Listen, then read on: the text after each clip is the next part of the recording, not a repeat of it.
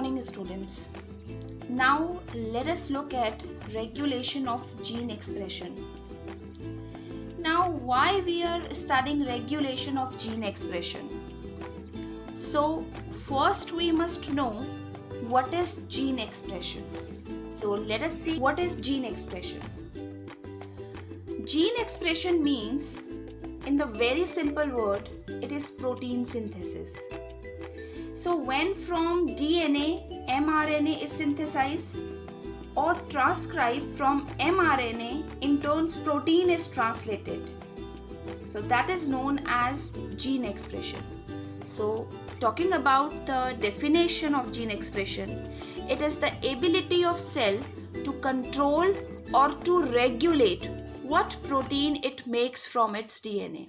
Right तो gene regulation क्या है कि जीन को रेगुलेट करना, कंट्रोल करना कि वो कौन सा प्रोटीन बनाता है डीएनए से और कौन सा नहीं. So that ability of cell to control और regulate what protein it makes from its DNA, it is known as gene regulation. Because children, as we know the meaning of regulation, so regulation means obviously it is control. So regulation of gene expression is basically the method of controlling transcription as well as translation due to the change in repairing of cells of a specific protein or the any other product, right? So that is known as regulation. Regulation, so if protein or any other product, for example any sugar, right, any sugar substance, any product substance is required, then gene expression will occur. If the cell do not require that specific product, then the expression of gene will be stopped. Like when we talk about the regulation of gene expression, so it is basically the protein synthesis, right? Talking about the regulation of gene expression means to control that what kind of protein is to be synthesized or what kind of protein is not to be synthesized. So that control is known as regulation of gene expression. Okay, so in order to study about the regulation of gene expression, now let us take a recap that what actually the genes are. So we know that DNA is made up of by the paired nucleotide bases, right? And those nucleotide bases plays a very important role. And around 3.1 billion base pairs arranged in groups, and that is known as the genes. Now you can see that we have a different type of cells in our body and they synthesize the different kind of proteins, but they are exact in the same sequences. So the ability of the cell to control and regulate that what kind of protein it is formed by its DNA, that is known as the regulation of gene expression. That what kind of gene is to be expressed and what kind of gene is not to be expressed. Now children, you are amazed to know that there are two kind of genes, regulatory genes and structural genes. Talking about the structural genes, so structural genes are the protein coding genes. So the genes which actually code the protein are known as a structural gene. And regulatory genes are the genes which actually control the structural gene, right? तो structural gene तो protein coding jeans होते हैं और इन protein coding jeans को भी जो control करता है, जो रेगुलेट करता है, वो रेगुलेटरी जीन्स कहलाते हैं. Now children, around in our body there 20,400 structural gene is there. It is like we have 3.1 billion of the base pairs are there in our body. So it is around 2% of the total genes, right? 20,400 is around the 2% of the total genes. So we in our body we have 2% of the structural gene. और उन 2% को structural gene को regulate करने वाले regulatory jeans कितने होते हैं? It is around 98%, which is responsible for the gene regulation. Now children, as I just mentioned that regulation of gene expression is basically the method of controlling the transcription as well as the translation. Regulation of gene expression क्या है? It is actually the regulate or control the transcription and translation. तो protein synthesis को control करना, that is actually the regulation of gene expression. Gene expression क्या है कि कौन सा प्रोटीन बनेगा और कौन सा प्रोटीन नहीं बनेगा, कौन सा प्रोटीन कब बनना चाहिए, कौन सा प्रोटीन कब नहीं बनना चाहिए। तो इस जीन एक्सप्रेशन को जो रेगुलेट करता है, जो कंट्रोल करता है, वो प्रोसेस कहलाती है रेगुलेशन ऑफ जीन एक्सप्रेशन। इसको हम इस एग्जाम्पल से भी समझ सकते हैं। जैसे कि जब हमारी बॉडी में कोई इन्फेक्शन होता है, like some of the pathogen attacks on our body, so what our immune system does, हमारा इम्यून सिस्टम क्या करता है, our immune system produce the antibodies, right. तो जब हमारी बॉडी में कोई इन्फेक्शन एंटर करता है तो हमारी बॉडी जो है ज्यादा नंबर में एंटीबॉडी क्रिएट करने लगती है। एंटीबॉडी क्या होते हैं, प्रोटीन। तो हमारी बॉडी जो है वो ज्यादा अमाउंट में प्रोटीन को बनाने लगती है, यानी कि यहाँ पर ट्रांसलेशन का रेट बढ़ जाता है, ठीक है। So rate is increase due to the infection. अब जब इन्फेक्शन ठीक होने लगता है तो क्या होता है, जो एंटीबॉडीज जो बनती हैं, जो एंटीबॉडीज का जो प्रोडक्शन रेट होता है वो धीरे धीरे कम होने लगता है, यानी कि प्रोटीन सिंथेसिस कम हो जाता है। और अगर इन्फेक्शन बिल्कुल ही ना हो तो वो एंटीबॉडीज बनते ही नहीं है, यानी कि प्रोटीन बनते ही नहीं है। In the absence of infection, there is no antibody production, means there is no protein production. So basically, gene expression is what? Protein synthesis. So in the absence of infection, in the presence of infection, the protein synthesis is being controlled, right? So that regulation of gene to be expressed, कि वो gene अपने आप को express करे या ना करे, protein synthesise हो या ना हो, that is being controlled by, and that process is known as regulation of gene expression. Now let us talk about more about the methods of gene expression, right? So talking about the methods of gene expression, अच्छा अब यहाँ पे हम जो है gene expression के methods को study करेंगे अलग अलग लेवल पर। जैसे कि protein synthesis, like gene expression, simply when we talk about the gene expression, it is the protein synthesis. Gene expression क्या है, प्रोटीन सिंथेसिस है। अब प्रोटीन सिंथेसिस को रेगुलेट करना है कि वो बने या ना बने। अब किसी भी प्रोटीन सिंथेसिस, किसी भी तरीके से प्रोटीन सिंथेसिस को कंट्रोल करना के 4 इंपॉर्टेंट लेवल्स होते हैं। हम उन्हें किस लेवल पर जाके रोक सकते हैं, क्योंकि gene expression results in the formation of polypeptide. Polypeptide is what, protein. तो जीन एक्सप्रेशन रिजल्ट करता है प्रोटीन फॉर्मेशन को। अब जीन एक्सप्रेशन को रेगुलेट करता है, रेगुलेशन करना है, कंट्रोल करना है अलग अलग लेवल पर। 4 तरीके के लेवल होते हैं, 4 तरीके के मेथड हैं जहाँ पे हम प्रोटीन सिंथेसिस को कंट्रोल कर सकते हैं। तो जो पहला इंपॉर्टेंट लेवल है that is known as transcriptional level.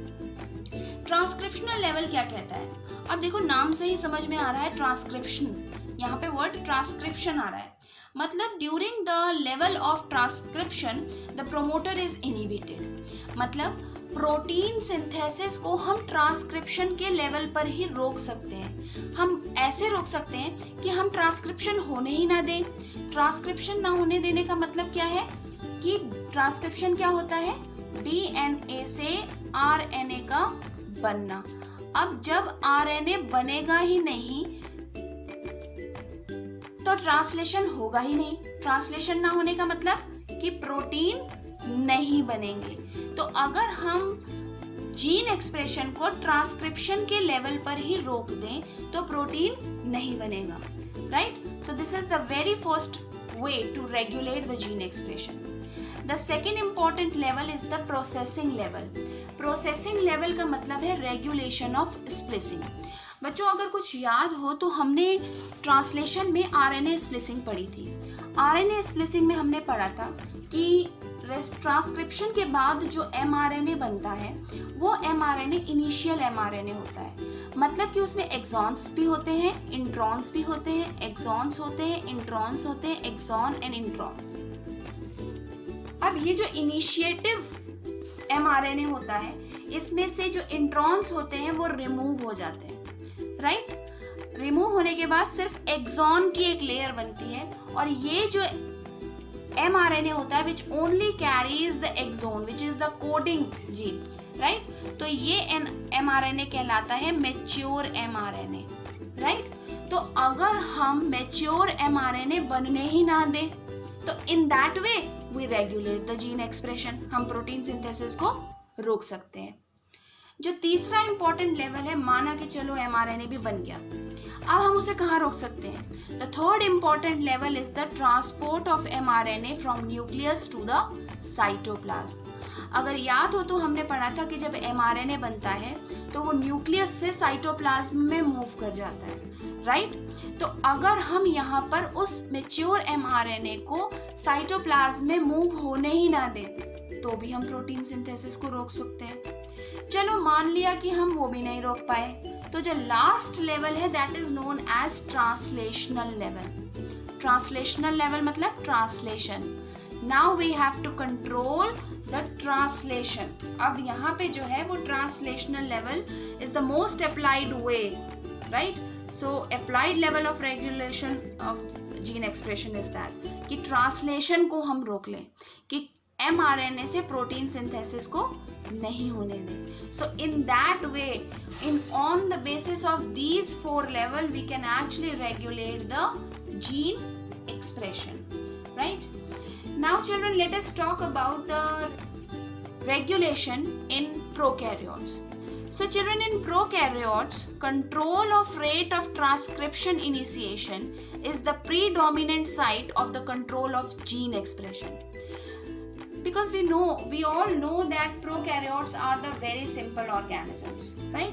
तो prokaryotic organisms में, prokaryotes में अगर हम transcriptional initiation पे ही जीन को कंट्रोल, जीन एक्सप्रेशन को कंट्रोल कर लें तो हम it is the predominant sign for the control of gene expression. अब ट्रांसक्रिप्शन में बात हम करते हैं अगर ट्रांसक्रिप्शन यूनिट की, राइट? तो ट्रांसक्रिप्शन यूनिट में आपने पढ़ा था कि आरएनए पॉलीमरेज आकर अटैच होता है प्रमोटर साइट पर, और जब वो प्रमोटर साइट पर अटैच होता है तो it regulate the interaction with necessary proteins, right? और जो दोनों तरीके से काम करता है, एक एक्टिवेटर की तरह भी काम करता है और एक रिप्रेसर, मतलब वो पॉजिटिवली भी वर्क करता है और वो नेगेटिवली भी वर्क करता है, right? Now let us try to understand regulation of gene expression with the help of lac operon, because in prokaryotes operon are found, right? Now coming to little bit more detail about the operon. Now children, here we are going to talk about the E. coli. Actually we are taking the example of E. coli. So the very first important thing about the lac operon, that what is the lac operon, from where the term lac operon come, इसका मतलब क्या है? यहाँ पे आप देख रहे हो lac, LAC, lac refers to lactose in the lac operon, और operon actually refers to the group of genes, right? So lac operon is what? It is lactose with group of genes, right? Now lac operon, let us try to understand the structure of operon. Right children, operon, as we have discussed, that operon is the set of gene, right? And it constitute promoter, operator, inducer and inhibitor. So this is the structure of operon. So let us talk about the structure of operon in little more detail. So as I said that operon is the set of gene in DNA. तो यहाँ पे जो आप ये देख रहे हो, ये क्या है? It is the segment of what? Segment of DNA. ये एक DNA का segment है और इस DNA के segment पे बहुत सारे genes locate हैं, right? So that set of gene on the DNA is known as operon, right? Now let us discuss about the regions which is present on this segment, which is present on the operon. So that operon, first of all, it is made up of by promoter, right? So this is the promoter region, right? So we know that what is promoter? Promoter is the site which is recognized by RNA polymerase, and RNA polymerase come and bind to this site, right? तो समझ में आ गया promoter region क्या है? Next is the operator. Operator की अगर हम बात करते हैं तो operator is a site just adjacent to promoter site. Promoter site के just adjacent जो site होती है, that is known as operator, right? So what are the parts? Actually we are discussing about the parts. So promoter, operator, right? So promoter is the site where RNA polymerase bind, operator is the sequence just adjacent to promoter. The next important part is the inducer. Now children, when we talk about the inducer bind with repressor molecule so that translation occur. अभी ये सारी चीजें समझ लो, अभी theory वाला part समझ लो तो functional आपको समझाते हैं कि किस तरीके से लैकोपेरॉन फंक्शन करता है। तो यहाँ पर जो है इंड्यूसर क्या होता है, इंड्यूसर जब रिप्रेसर से अटैच होता है तब जाके ट्रांसलेशन की प्रोसेस होती है। फिर एक इम्पॉर्टेंट पार्ट होता है इनहिबिटर। इनहिबिटर क्या करता है, इनहिबिट करता है, it stop the process of transcription as well as translation, right? Now coming to the next one, that is the example in the case of prokaryote, that is the lac operon, right? So lac operon की अगर हम बात, अभी तो मैं आपको एक general operon का स्ट्रक्चर मैंने बताया कि जनरल ओपेरॉन के स्ट्रक्चर में कौन कौन से इंपॉर्टेंट पार्ट होते हैं, that is promoter, operator, inducer और इनहिबिटर। ठीक है, अब हम खास लैक ओपेरॉन की बात कर रहे हैं। लैक ओपेरॉन के कौन कौन से इंपॉर्टेंट रीजन्स होते हैं और कौन कौन से इंपॉर्टेंट फंक्शंस होते हैं। Now first we must know about the lactose. ये लैक्टोज क्या होता है? लैक्टोज की अगर हम बात करते हैं तो lactose is a disaccharide. Lactose एक डाइसैकेराइड है which is broken down by the enzymes called beta galactosidase, beta galactosides, right? Lactose एक डाइसैकेराइड है जिसको सिंपल मॉलिक्यूल में ब्रेक डाउन किया जाता है with the help of enzyme, and that enzyme is known as galactosides, right? So when lactose is present in the cell has enough amount of lactose to break down and provide energy, right? Then beta galactoside convert disaccharide lactose into glucose and galactose। और beta galactoside क्या करते हैं, beta galactoside disaccharide यानी कि lactose को glucose और galactose में convert करते हैं, right?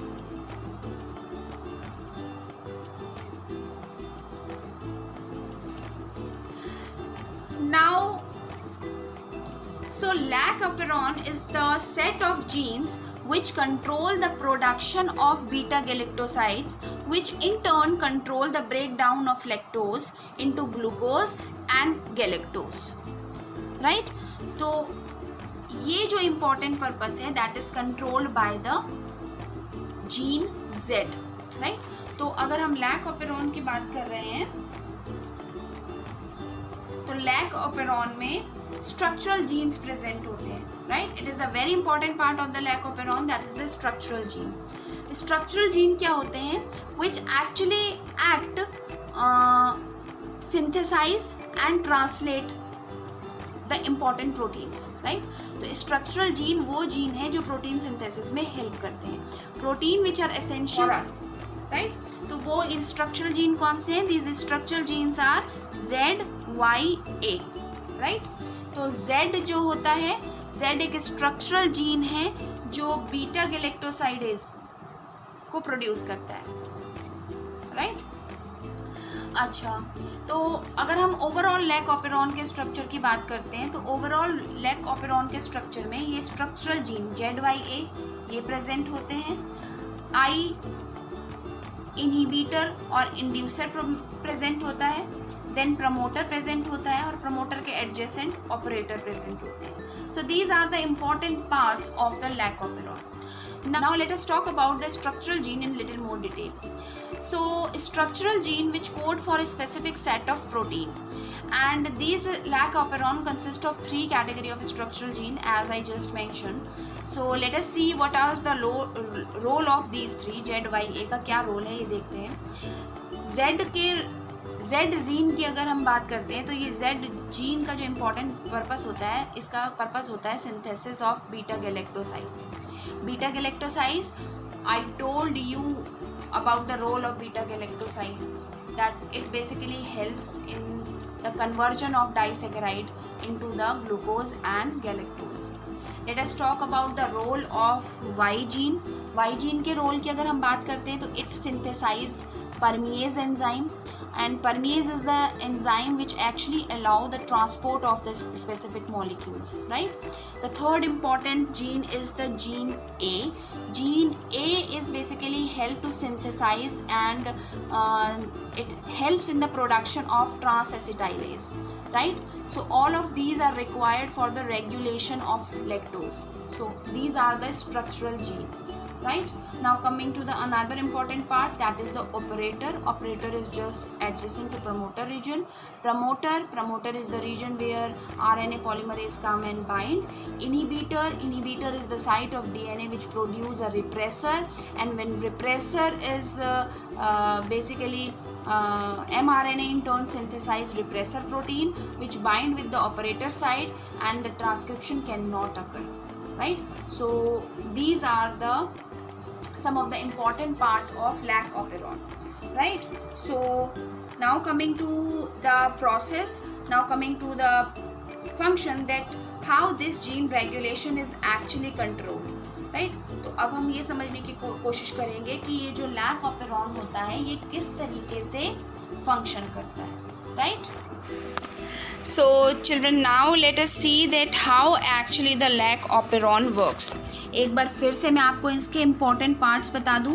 Lac operon consists of one regulatory gene, and that regulatory gene is the I gene, right, which code for the repressor of the lac operon.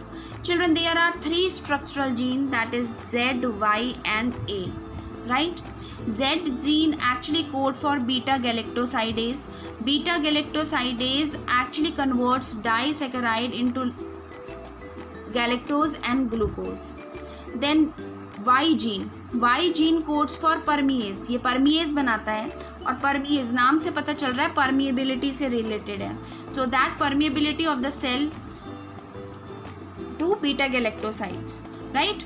The A gene encode for transacetylase, right? Now lactose, talking about the lactose is actually the inducer, right?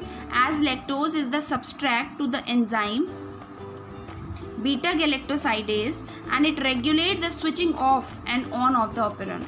तो ये जो lactose होता है यहाँ पर वो एक inducer की तरह वर्क करता है जो लैक ऑपेरॉन को स्विच ऑन और स्विच ऑफ करता है.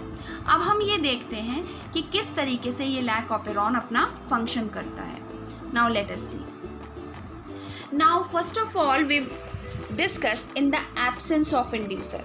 ये जो डायग्राम है ये आपके एनसीईआरटी का ही डायग्राम है, इसको ध्यान से आप लोग समझें, राइट? देखो होता क्या है. The repressor of the operon is synthesized all the time constitutively from the I gene. ये जो I gene है, ध्यान से सुनना बात को, ये जो I gene है ये रिप्रेसर mRNA बनाता है. अब यहाँ पे क्या देख रहे हो, ये I gene कहाँ पर है? DNA पर. DNA से RNA बन रहा है, रिप्रेसर RNA, यानी कि DNA से RNA का बनना मतलब ट्रांसक्रिप्शन. तो यहाँ पे ये ट्रांसक्रिप्शन हो रहा है, राइट? अब रिप्रेसर mRNA से रिप्रेसर प्रोटीन बन रहा है, राइट? तो मतलब ये क्या हो रहा है, ये ट्रांसलेशन की प्रोसेस हो रही है, राइट? तो ये ट्रांसक्रिप्शन और ये ट्रांसलेशन. तो फाइनली हमारे पास बन जाता है रिप्रेसर प्रोटीन. अब क्या होता है कि ये जो रिप्रेसर प्रोटीन होता है ये ऑपरेटर साइट पर जाके अटैच हो जाता है. अच्छा बच्चों, ये जो ऑपरेटर साइट होती है, ये जो ऑपरेटर रीजन होता है, ये एक्चुअली पूरी प्रोसेस को कंट्रोल करता है, ठीक है? ये पूरी प्रोसेस को कंट्रोल करता है, मतलब पूरे स्ट्रक्चरल जीन को कंट्रोल करता है, Z को भी, Y को भी और A को भी. ये तीनों स्ट्रक्चरल जीन को कंट्रोल करता है. अब क्या हुआ कि ये जो रिप्रेसर प्रोटीन यहाँ बना, ये रिप्रेसर प्रोटीन ऑपरेटर साइट पे आके जुड़ गया.